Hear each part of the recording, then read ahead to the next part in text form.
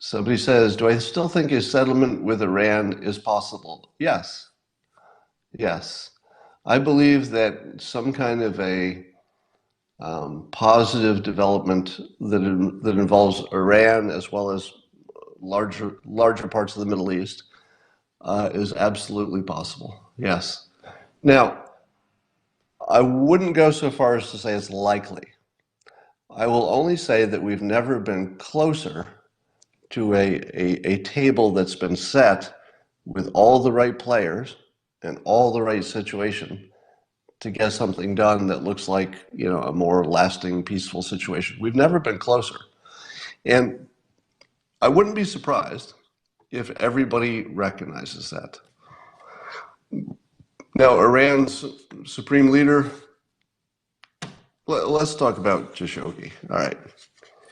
So Otto Warmbier and Khashoggi are exactly the same situation. Yes, we care about them. Yes, we care that they were brutally murdered. We care at whatever is the maximum you can care about such things.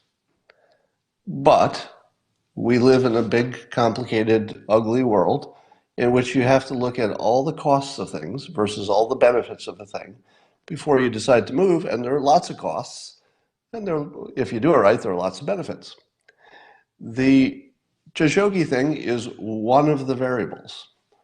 If you decide to make it the only variable and say to yourself, a friend of mine recently made this argument, that from a moral standpoint, you should never deal with Saudi Arabia because their leader did something we don't like. Now, suppose that prevents you from having peace in the Middle East. Would that be the right trade-off? Would you take an ethical stand that says we can't deal with, why can't it MBS, that we can't deal with the Crown Prince of Saudi Arabia because we assume he was involved in this murder? If you do that, you're making that one variable the thing that is the difference between war and peace, the death of thousands, the death of millions potentially. How does that make sense? How do you justify that with your morality? These are what I call half-pinions. A half-pinion is when you look at just the cost of something or just the benefit, and you just sort of pretend that the other stuff doesn't exist. And it's not a good way to go through the world.